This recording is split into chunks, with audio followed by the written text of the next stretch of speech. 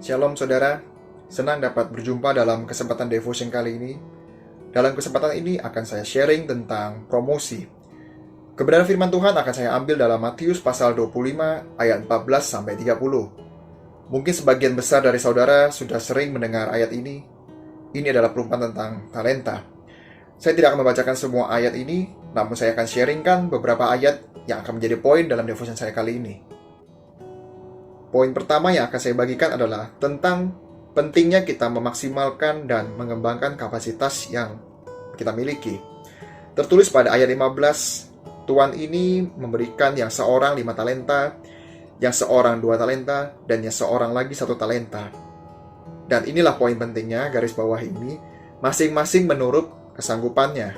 Saya ambil kesanggupan ini adalah tentang kapasitas, saudara. Poin kedua yang akan saya sharing kepada saudara adalah tentang setia dalam perkara kecil. Kita tahu bahwa 2 hamba yang memperoleh 5 dan 2 talenta berhasil melipat gandakan menjadi 10 dan 4 talenta. Pujian Tuhan kepada kedua hambanya ini sebenarnya kurang lebih berbunyi sama, saudara, pada ayat 21 dan 23. Saya akan bacakan ayat 21 untuk saudara. Begini firman Tuhan. Maka kata tuannya itu kepadanya, "Baik sekali perbuatanmu itu, hai hambaku yang baik dan setia. Engkau telah setia dalam perkara kecil. Aku akan memberikan kepadamu tanggung jawab dalam perkara yang besar. Masuklah dan turutlah dalam kebahagiaan Tuanmu." Di sini kita belajar bahwa sesungguhnya promosi, saudara, bukanlah hanya sekedar naik jabatan dan mendapat berkat lebih. Namun, kita perlu tahu, kita belajar dari ayat 21 dan 23, namanya promosi adalah diberikan kesempatan dalam perkara yang lebih besar. Sehingga saudara tidak hanya berkat yang lebih, namun usaha pun pasti lebih, saudara. Itulah kenapa dalam dunia bisnis ada namanya high risk, high return.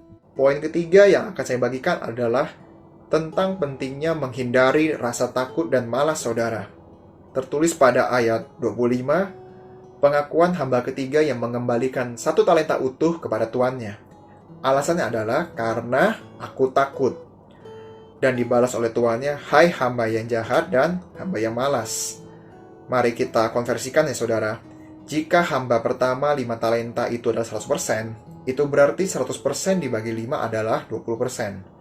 Hamba ketiga yang memiliki 1 talenta, itu berarti hanya memiliki 20% dari hamba pertama. Pada akhirnya, pada ayat 28 tertulis, Tuan ini mempercayakan 1 talenta ini kepada hamba pertama yang sudah melipat gandakan 10 talenta, saudara. Itulah betapa ironisnya jika kemampuan kita ternyata dapat dihandle oleh orang lain secara utuh. Dan poin keempat adalah tentang jujur. Kenapa jujur? Kita belajar dari ketiga hamba ini, saudara.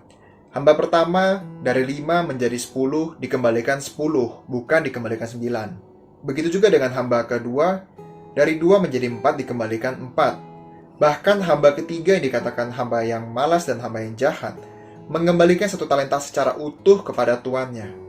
Itulah mengapa sebuah integritas dalam hidup kita itu penting, saudara. Itulah yang akan menjadi penentu layakkah kita mendapat promosi, layakkah kita menjadi seorang pribadi yang diberi perkara lebih besar. Saya akan tutup dalam sebuah ilustrasi yang pernah saya dapatkan, saudara. Seorang pimpinan memberikan tugas pada 2 karyawannya. Kita sebut saja karyawan A dan karyawan B. Tugasnya sederhana, mencari harga anggur pada saat itu. Singkat cerita, datanglah 2 karyawan ini memberikan laporan, saudara. Laporan karyawan A, harga anggur pada saat ini 80.000 per kilogram. Selesai, saudara. Kembali ke karyawan B dengan informasi yang lebih lengkap. Harga anggur merah pada saat ini 80.000 per kilogram. Dan harga anggur hijau 110.000 per kilogram. Itu ada di supermarket sebelah. Dan sedangkan untuk di pasar, harga anggur merah lebih murah, yaitu 72.000 per kilogram. Sedangkan untuk anggur hijau tidak ada. Saudara, saya kembalikan kepada saudara, jika pimpinan itu adalah saudara, manakah yang akan diangkat untuk dipromosikan? Dan manakah yang akan diberikan perkara yang lebih besar? Kalau saya pun pasti menjawab karyawan B, saudara. Saya tutup dalam ayat di Kolose pasal 3 ayat 22 sampai 23. Begini firman Tuhan. Hai hamba-hamba, taatilah Tuanmu yang di dunia dalam segala hal. Jangan hanya di hadapan mereka saja untuk menyenangkan mereka, melainkan dengan tulus hati karena takut akan Tuhan.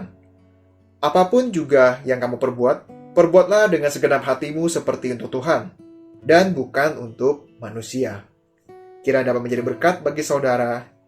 Tuhan Yesus memberkati.